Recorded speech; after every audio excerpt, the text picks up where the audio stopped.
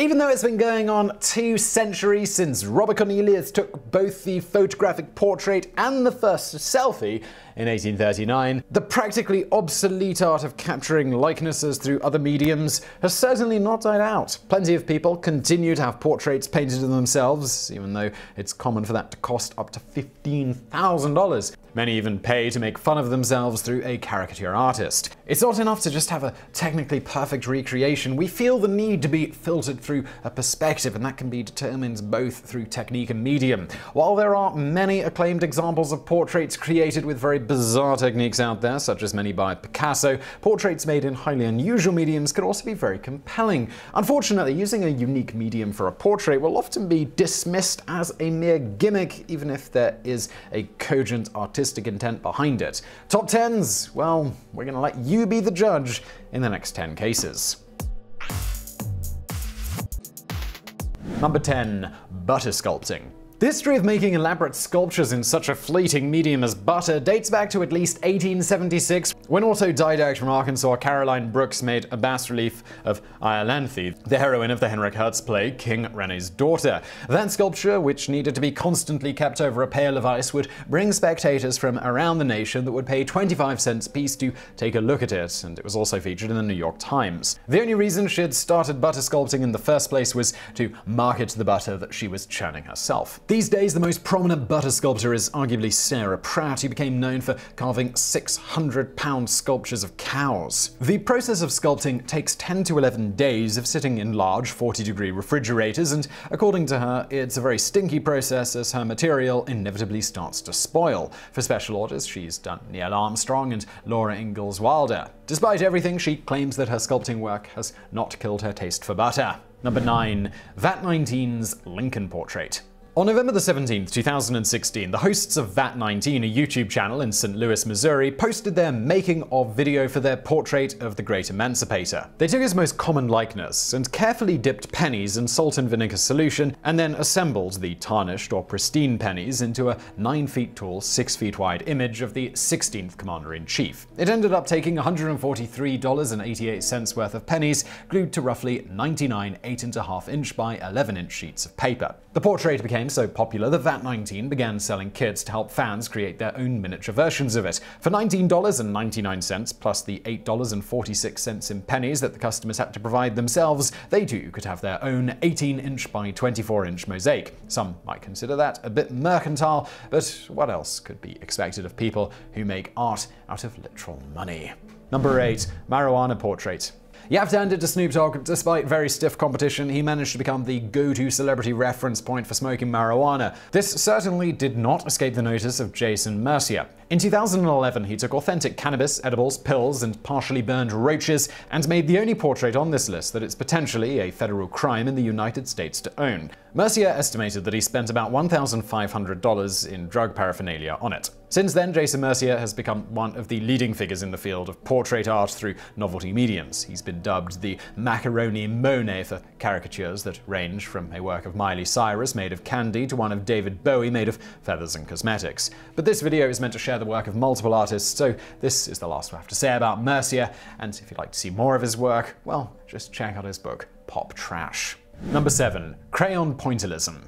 Hearing that a portrait was done in crayon gives the impression that the most appropriate place to display it is on the fridge of the artist's parents. However, Granville, Ohio artist Christian Four's approach was truly one of a kind. Inspired by the sight of his child opening a box of 120 crayons, he took hundreds of wax crayons and lined them up inside boxes with a glass side so that the tips would effectively act as pixels, as if on a television or computer screen. His one-of-a-kind approach to pointillism actually ended up achieving a level of national fame, including being featured in art shows at places such as the Indianapolis Art Center, and he was featured in publications that included Wired magazine. Some of his projects, like his Forgotten Children series, require tens of thousands of crayons, or in some cases, crayon tips. Sometimes he's able to achieve a near photorealistic look with his images. Occasionally he adds a little flair of intentionally putting strips of the wrong color crayons in there, as if he's trying to represent static or some other form of signal degradation. It's little deliberate flaws like that which turn Four's work from just a technical process into something with a bit more personal flair.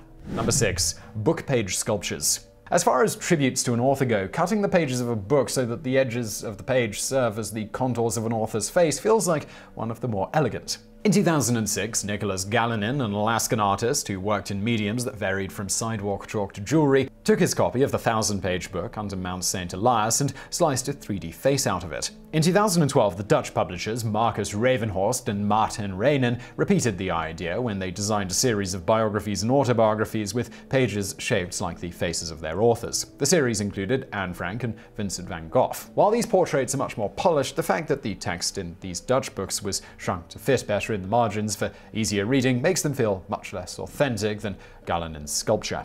Number 5. Man of the Soil. In 2018, Texas U.S. House Representative Robert Beto O'Rourke created a lot of excitement and a lot of disappointment when he came within 2 points of beating Rafael Ted Cruz in the race for the U.S. Senate. When he announced a run for president in 2019, much of his voter base's enthusiasm was still high.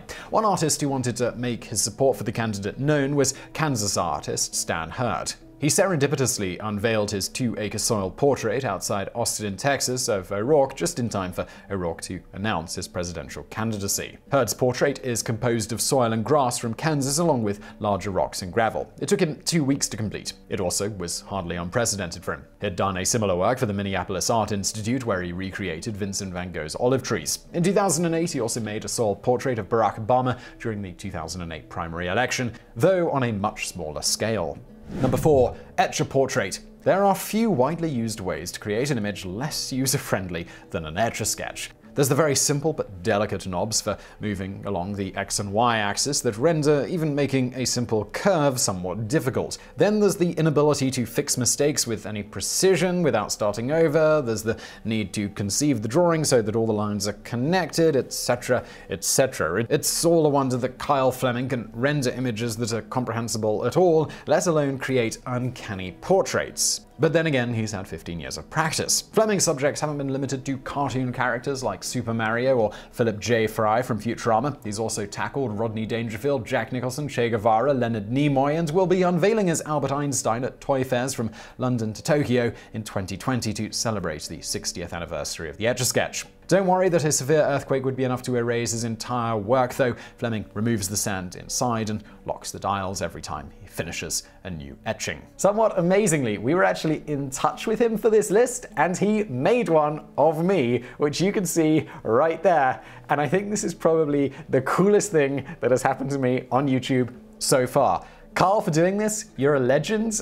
Anyone watching this, you should go follow Kyle on Instagram at Etch-a-Sketch-Genius. I'm gonna link to that below. Again, that's at Etch-a-Sketch-Genius. So just plug that into Instagram and you will find it. He randomly sketches his Instagram followers. So if you want a chance of having something as cool as that, just go follow Kyle. Kyle, this was the coolest thing ever. Moving on. Number 3, portraits in soldiers. In 1915, the public of the United States of America needed to be sold on supporting the Allies in a war in Europe that even many Allied soldiers no longer thought was worth it. Some truly inspired propaganda was needed. One Arthur Mole and John D. Thomas took tens of thousands of soldiers at places such as Camp Sherman in Ohio and created tableaus of a type that simply wouldn't be made today in this age of CGI. The soldiers lined up in formations to resemble symbols of classic Americana, including the Statue of Liberty, the Liberty Bell, and an American flag.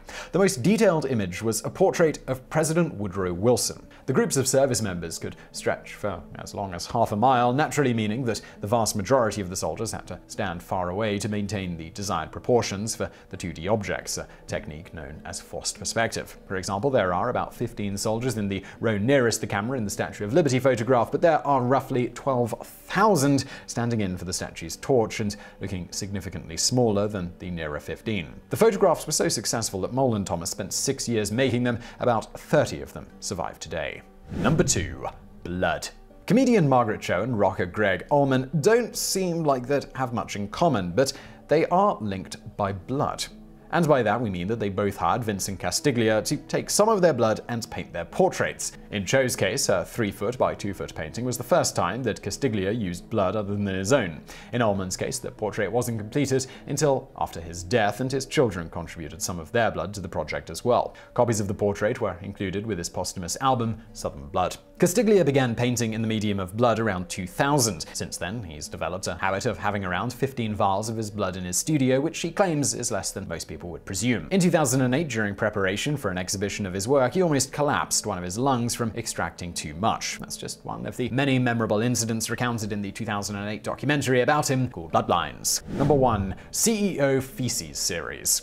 In January of 2015, Facebook CEO Mark Zuckerberg's likeness was captured by artist Katsu in the medium of his own feces on a canvas. Katsu had previously done a series of images where he photoshopped a black eye onto Zuckerberg, inspired to do so by the film The Social Network. To create the material for the work, Katsu had eaten a lot of Thai food. He wore a breathing mask and changed his latex gloves numerous times while working. He also made no effort to preserve the painting, leaving the image to crumble and flake off. If someone bought it, then it would literally be money that went to waste. Katsu turned out not to be done with just Zuckerberg. In May of 2015, he released another fecal portrait, this time one of Google CEO Eric Schmidt. Both paintings were presented with an LED light canvas, so they look at least a little classy. So I really hope you liked that video. If you did, please do give us a thumbs up below. Also, please don't forget to check out Carl Fleming, who made that amazing Etch-a-Sketch portrait of me. Find his Instagram linked to in the description below. And as always, thank you for watching.